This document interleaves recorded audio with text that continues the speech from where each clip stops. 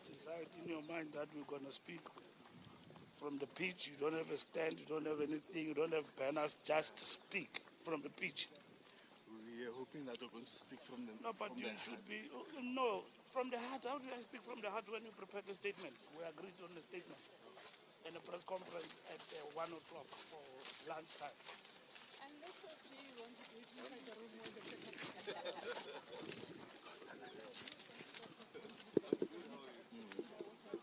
Okay, huh? Understand the thing of This one, this way, leadership. This way. We are going to go through the.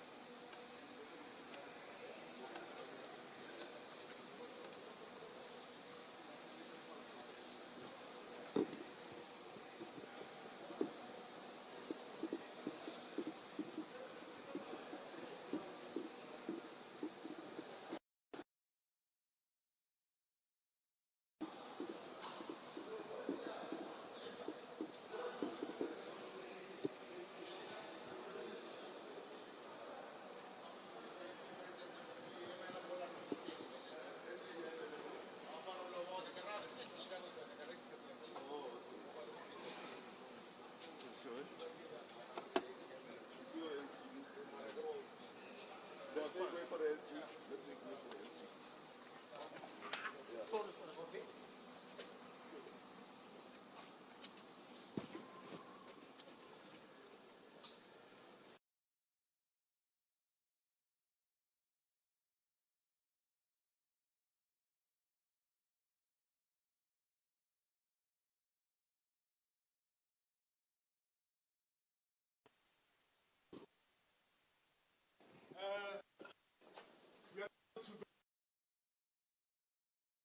G will, where the SG will then be briefing the media.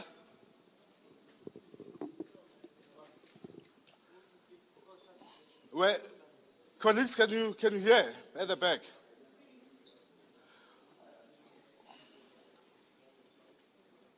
Okay, colleagues, we are going to be moving towards the pitch at the north side of the pitch here.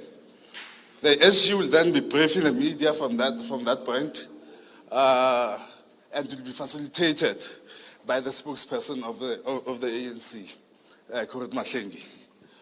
Thank you. We can proceed.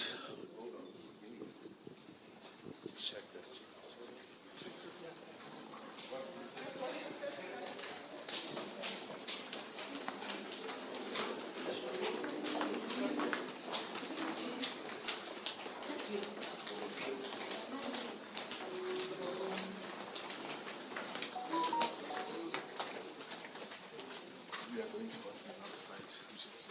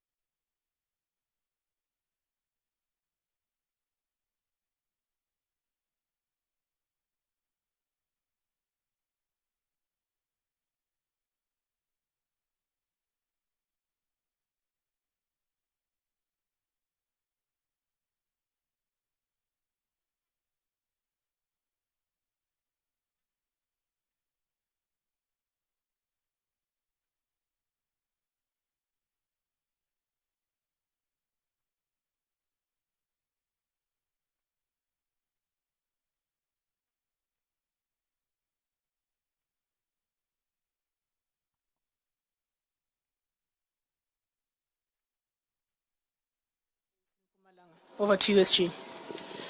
Thank you very much, members of the media. On behalf of the National Executive Committee of the African National Congress, it's my singular honor to stand here today to outline to you the build-up programs and the celebrations of the ANC 112th anniversary. We have arrived here in Mpumalanga, the province of the rising sun, with our first meeting of the National Executive Committee of the ANC. The meeting have commenced with a political overview of the President.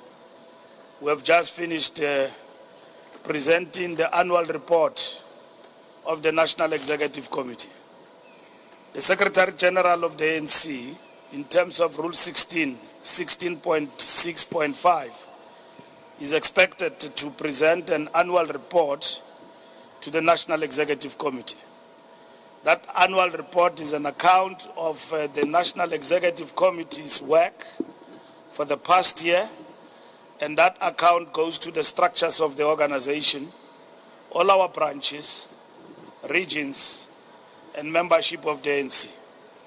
That report has been presented. We'll now get a report from the M&E, Monitoring and Evaluation, led by second DSG, Marupeni, on the interventions that have been made in the past year in terms of the work that has been done in government in terms of what we called different activities of manifesto review that have taken place in the country. Comrade Marupini and Phoebe Potgieter, our head of research, will present that report this afternoon here in the meeting of the National Executive Committee.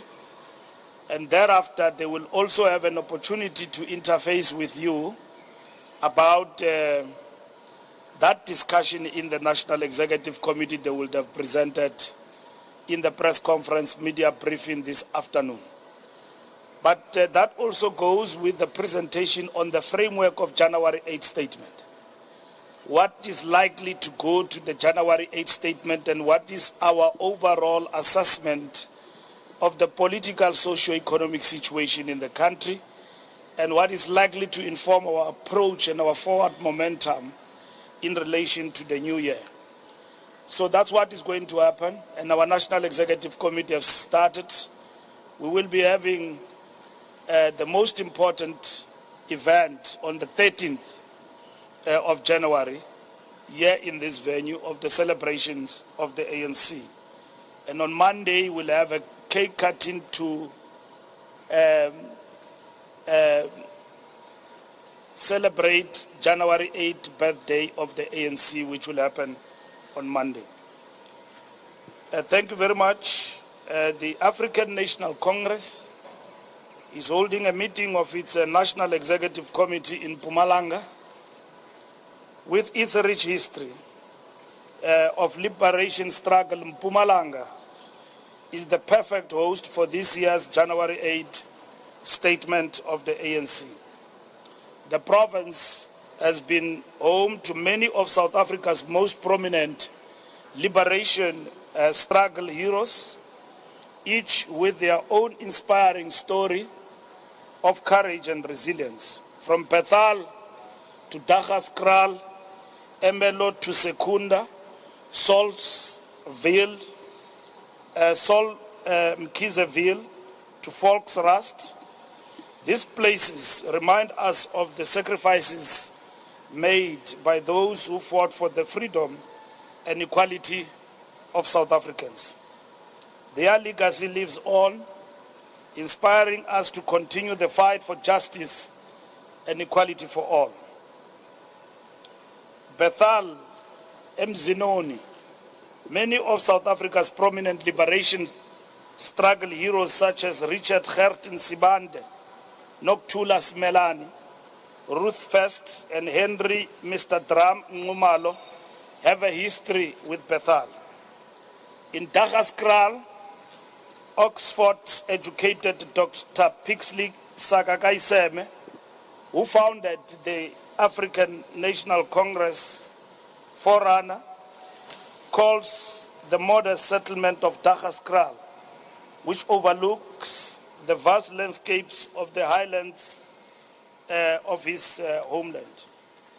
Dr. Pixley Sakakaiseme, the founding father of the African National Congress, lived in the small Highveld settlement of Daggaskral, not far from Amersfoort.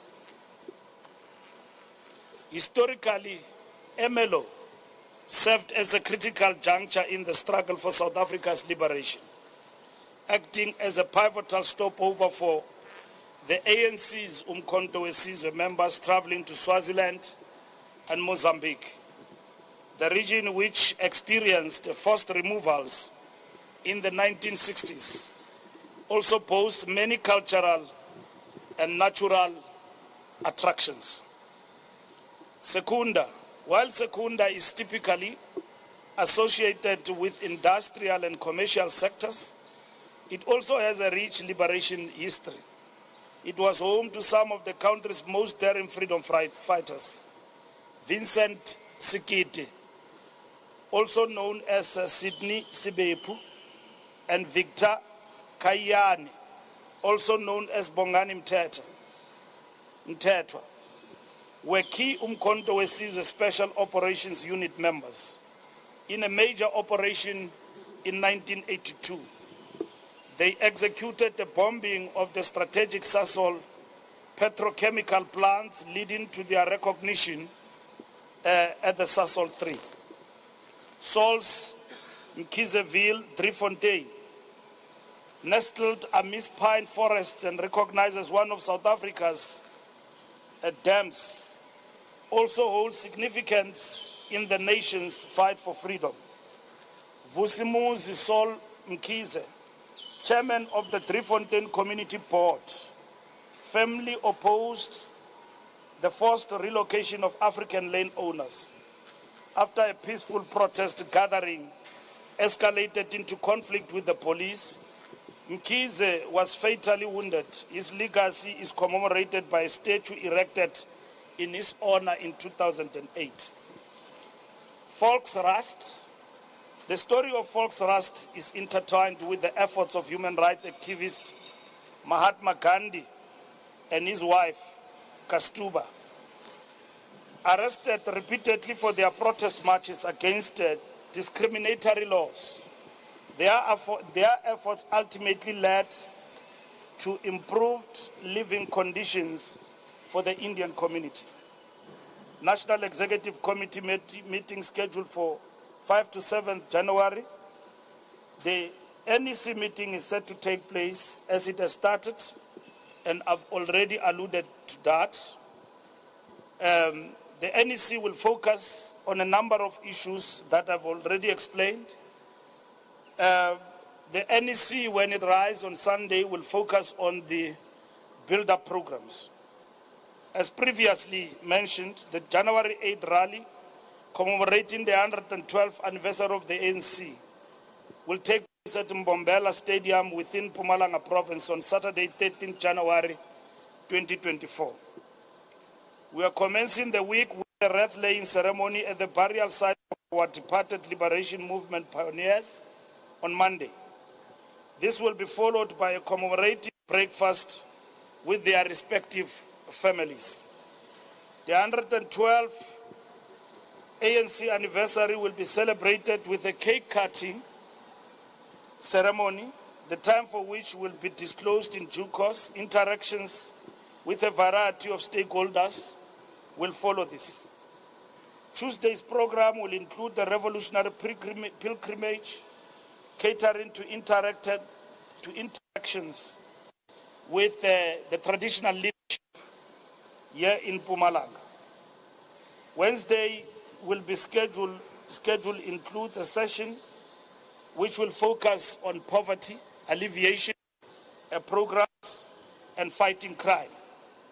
On Thursday, it will focus on interaction with young people who have been supported through government programs, but also their own story and their own challenges and interacting in a conversation with the leadership of the ANC.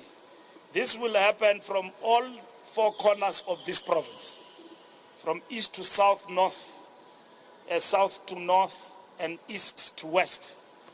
We will interact with all beneficiaries in our democracy in terms of government programs that are aimed at addressing the question of skill shortage and upskilling, particularly those who may characterize as the disengaged, but also who are beneficiaries in terms of scarce skills, who have not had an opportunity to have these skills except being supported by the ANC government. We will also have marches of reclaiming the night, because we believe that the fight against crime, it's a partnership between communities and government. And of course, the police are an integral part of that particular work. And that will actually happen as well on Wednesday. So a partnership between communities and the civil society in the fight against crime is important. Creation of street committees in the fight against crime are important. Working together with the police and further boots on the ground that have been released by the Department of Police, that is to be welcomed. But we need to nudge and ensure that we entrench this partnership in the fight against crime. But equally, those cases where you find GBV cases, we will as well be strengthening those families who are affected by GBV, who their cases are before the law, and at the same time strengthening their hand and supporting them in this fight, and calling for conviction on those who have perpetrated acts of violence. But at the same time, what is the role of the state and government in relation to the victims? How are they being attended to when they go to police stations and all of that? But equally, conscientizing the rest of society and mobilizing that the fight against GBV is for us all. It has got no color, it's got no riches.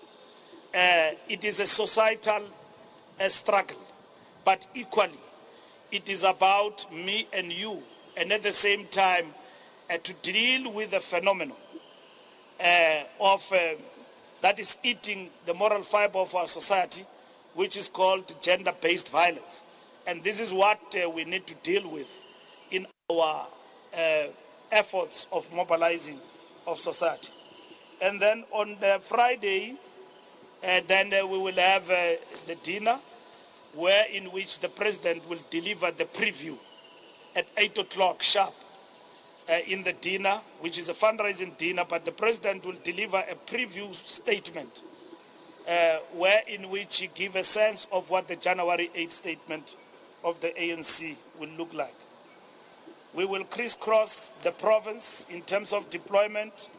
Media will equally be informed about the program that is going to unfold post the National Executive Committee in terms of this work. We are focusing on fighting against crime, poverty alleviation interventions, and at the same time, emancipation of our people through programs, either support for schooling, but at the same time, intervention programs in terms of upskilling our people and addressing the challenges that are faced by the disengaged youth in our society. But at the same time, we will talk to our membership through cadre forums throughout the length and breadth of the province, talk politics of the ANC. Where are we as an organization as we celebrate this January 8? What are the challenges that lie ahead? What is expected of us in the major program we are executing of renewal of the African National Congress? So we have arrived in Mpumalanga to kickstart the process of the celebration of the ANC 112 years of the African National Congress. Thank you very much. Thank you very much, Ms. G. At this point, I will really take very few questions, and they've got to be brief. We will have one question per media house, and we will see what the time of the SG looks like. Shall we go? We'll start with the NCA. We introduce ourselves, and then one question, please. SG Kuleli Treaty Jones from the NCA. Firstly, some of the fundamental points you highlighted last year during the January 8 statements was the issue of the energy crisis and the ailing municipalities.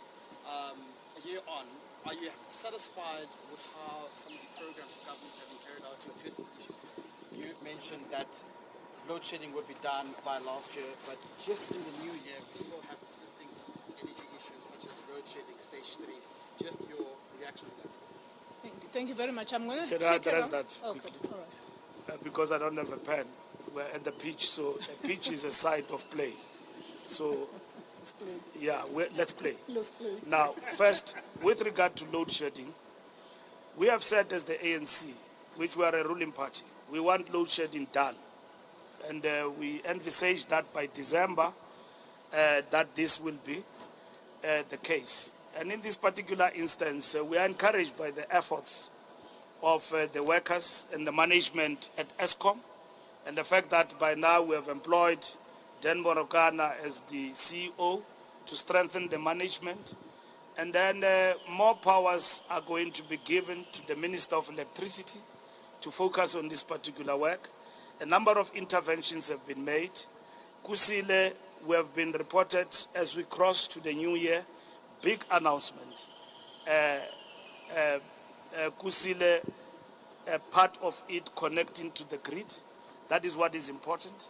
And that on its own show that there is positive result in the work that has been done.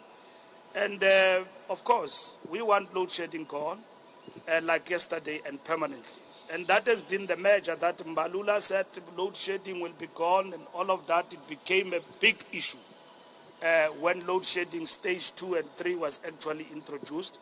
But throughout December, load shedding was not there. And our people and families had an opportunity to enjoy with their loved ones without any challenges of load shedding. But what is important also is that our government, working with local government in different areas, especially in the area of Gauteng, have managed to reinstall the broken, what do we call them? Transformers in the different areas, connecting communities back to the grid.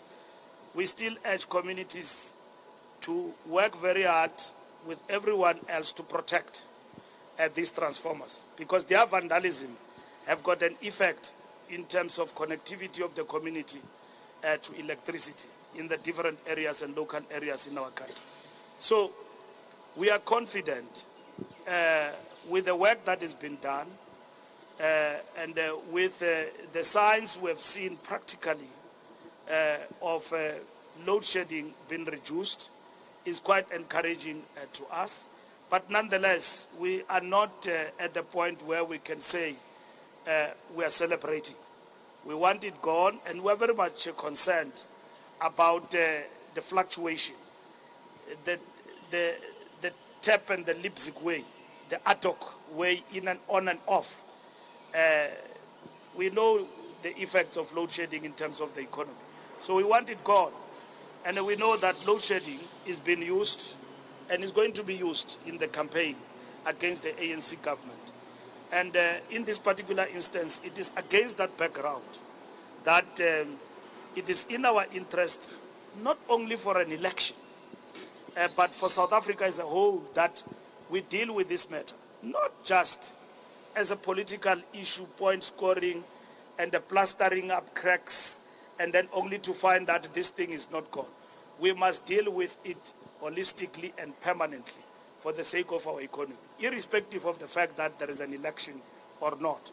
The question that December has come and passed, and there were glimpses of positivity in terms of load shedding gone, and now we're at stage 3 and all of that. Of course, it does dampen the spirit, but it does also show that there's a lot of work that has been done, and we will be celebrating overly, if ever, load shedding by December, as we had called upon ESCOM and everyone to do so. That would have been the case. Now that it is not done, we are still encouraged by the efforts, and we are only saying to ESCOM, continue to do more and make it a point that this load shedding is done once and for all. That's where we stand. I'm going to take my colleague over there. One question, please. This is Kosan from Rise FM. SG, not so long ago you were in the province, you went to Nkomazi on the issues of Lily Mine. On the meeting that you're going to have with the traditional leaders, what is the likelihood of you getting a response since you've tasked the executive mayor of Nkomazi? That matter, we are dealing with it. It's a very complex matter because there are all sorts of groupings that are involved in that. So it's not a straightforward issue because those who've got financial interest and who stand to gain financially out of that are contesting matters in and out of courts. What we want with COSATU is that the mine must be opened and people must go back to work. But we are constrained by these court interventions and all of that. And we're still committed to the work that we're doing. And at the same time, we're living in a country where courts are actually used as well by others. So the court processes have delayed what we may want to see as the immediate outcome in terms of opening that mine. Our strategic objective is opening the mine, make it a point that the people of Nkomazi in and around that particular area get to work in that mine, and that is what we want, and we're still committed to that. We are pushing in all directions in terms of our efforts. We are grinding in terms of ensuring that the mine is opened, but like I said, there are financial interests and people who own the mines. They take each other to court, they delay all the efforts of opening the mine. And, but we are quite confident that the mine eventually over time will be opened and people of Nkomazi will get to that lily's leaf and get down to work. Thank you very much. I'm going to take my brother over here. One question. SG Alpha here from EWN. Is the NEC satisfied with the performance of members who've been deployed to cabinet? You know the presidency has refused to disclose their performance reviews, and honestly that does raise a lot of questions. What is the NEC's view on that? When you look at cabinet performance, you don't look at individuals, you look holistically what government has done. Our government, in terms of the account of the review we have given, has done very well. We have had about 120 commitments we have made in our manifesto. Over 80 of those commitments have been made, and others are being implemented as we progress.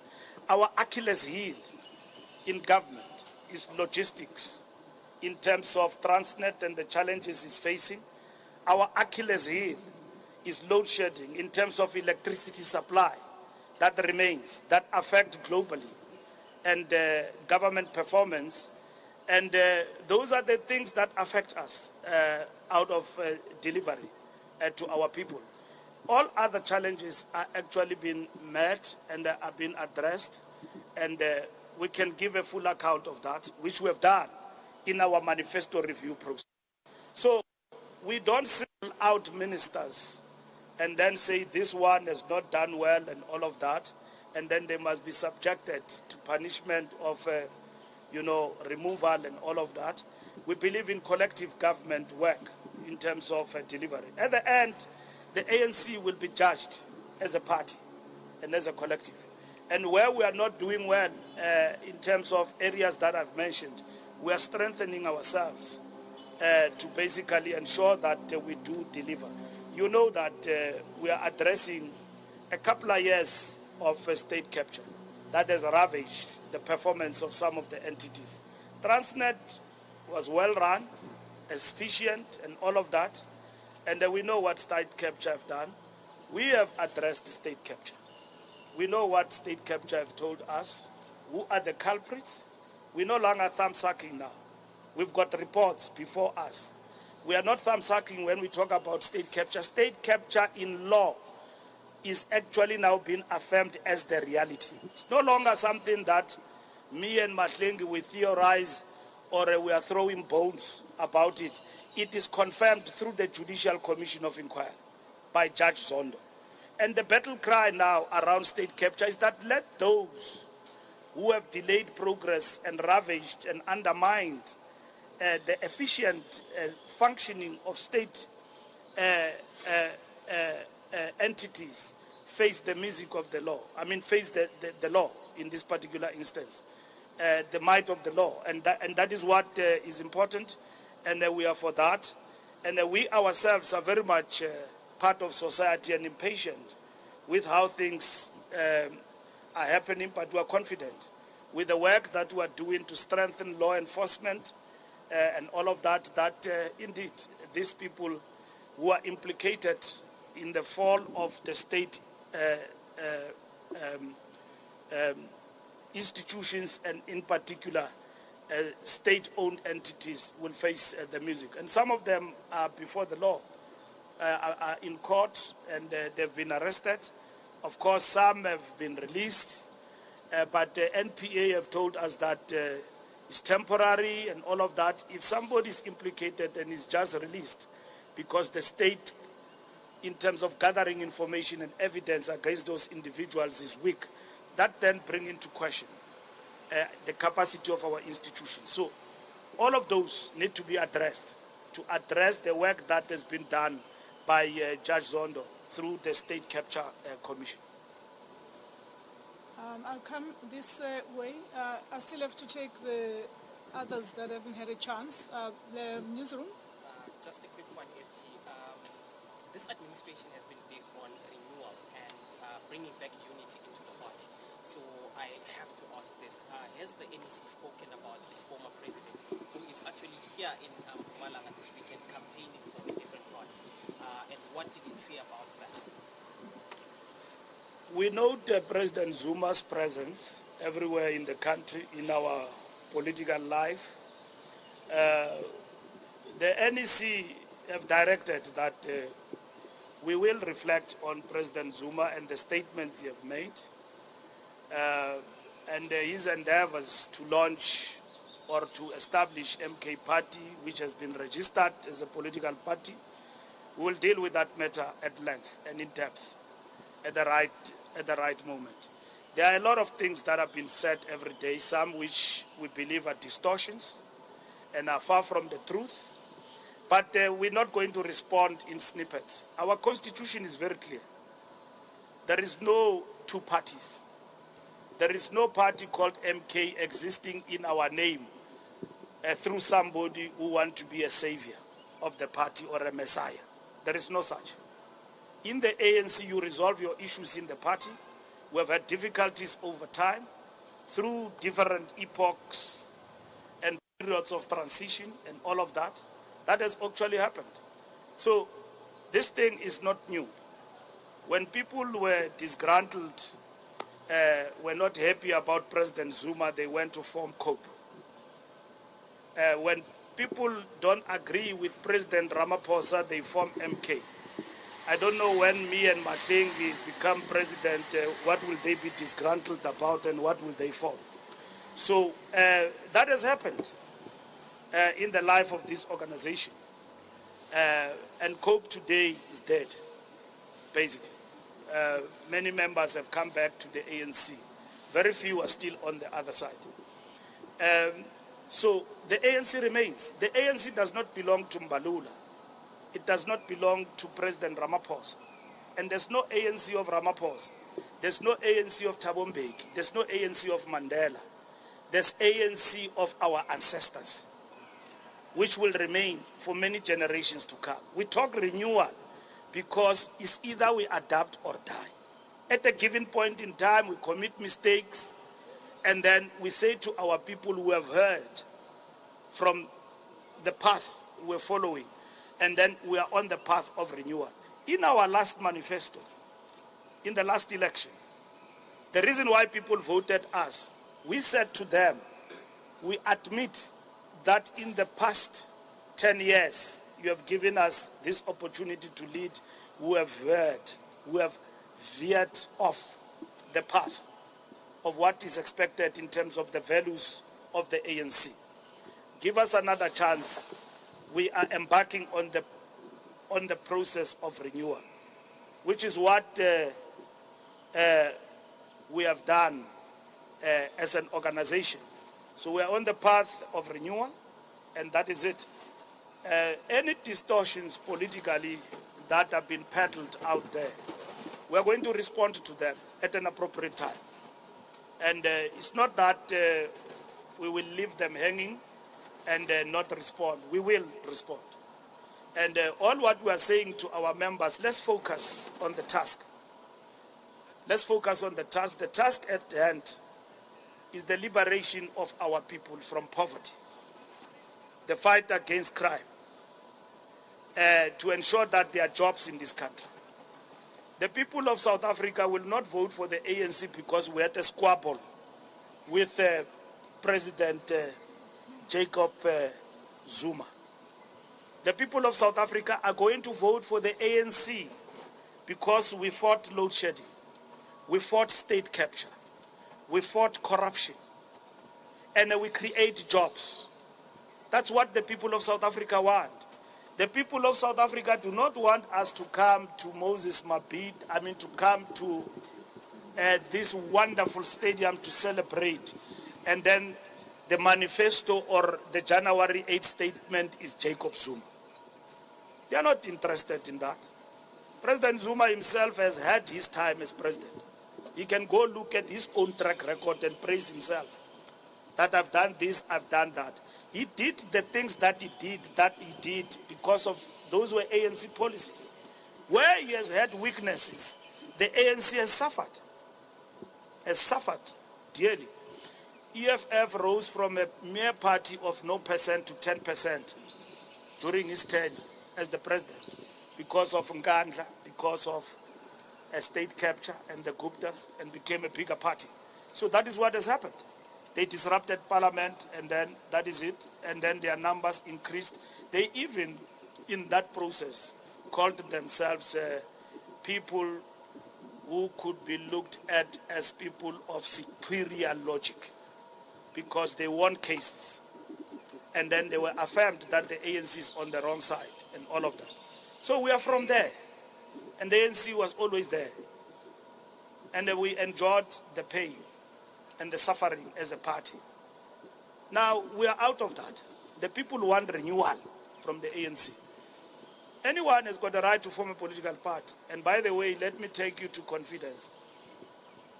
Mkhonto weSizwe is a trademark of the ANC. It's well known. Even if you can camouflage it, do anything, it belongs to the ANC. So when we fight for our symbols and our assets, we are not fighting anybody. You've got the right to form your party, your disgruntlement, call it whatever you call it, but leave our assets. And if you take our assets, legally we will challenge them. And that's what we are going to do, and we're doing as the ANC on that particular matter per se of Mkhonto weSizwe as a party. So I'm saying we have given them a letter of demand. They've responded in the way they've responded, but we are moving ahead in relation to the matter itself. So for us, we have been quite keen to engage with President Zuma because we've got no issues as a party, as the African National Congress, with President Zuma. And we would love to have engaged him before he took those steps that he has taken. But now that he has taken the steps he has taken, we've got to respond to that. And we'll respond to that ideologically in terms of its ideological expression and its standing in relation to how it affects the African National Congress. At the right time, at an appropriate moment, we will respond, most definitely. For all our members, all hands on deck. All hands on deck. Good people of the ANC will remain with their organization. And the masses of our people too have always understood the ANC as their vehicle. And that is why we as leaders of the ANC, we have just been privileged to lead. But this does not belong to us. Tomorrow I can be out of this, there will be others who come and even do better. Or I can even do better in what I am going forward. And that's it. It's a relay. But for now, the task is renewal. Renewal or death. And that's what we are about. So that's why we are here in Mpumalanga to do this work. As we come down, you will see our program. Join us wherever we will be and so on. We're not chasing anyone. Everyone, anywhere in the country have got the right to do what they want. But I'm saying to you, when Mbeki was removed as a president, angry ANC members went to form COPE. They were dissatisfied about President Zuma. And then they formed COPE. President Zuma today tells us that he's not happy about President Ramaphosa. He formed MK. We don't know what will follow tomorrow when somebody else comes in to lead the African National Congress. But we have survived. We have survived. It's only now where we see that there is a convoluted alliance of moonshoot against the ANC, and there is another one, President Zuma called it Patriotic Alliance or Front. I don't know. He calls it Patriotic Front. So we look at them, but we remain firm. And our president is President Ramaphosa, and he will lead us in this campaign. He will lead us going forward. Colleagues, unfortunately, we have run out of time. Now I want to hear that ENCA belt. Well, I do need to favor the one colleague that whose hand has been consistently up. If I were to do that, we'll take yourself and we'll end with the NCA. Let's keep it short, colleagues. Thank you very much. Just to check, President Zuma still member of the ANC? President Zuma, in terms of his membership of the ANC, will respond at an appropriate time. But you must go and read the constitution of the ANC, Rule 25. What does it say? In terms of members of the ANC who undertake activities that President Zuma has undertaken. So we are all members, we are equal before the ANC constitution. So there is no supreme leader in the ANC. Even Ramaphosa is not a supreme leader. If Ramaphosa commit mistakes, it's because the ANC have allowed him as a person. We are all accountable as a collective, not an individual. Where we are faltering, we are making mistakes, we are not.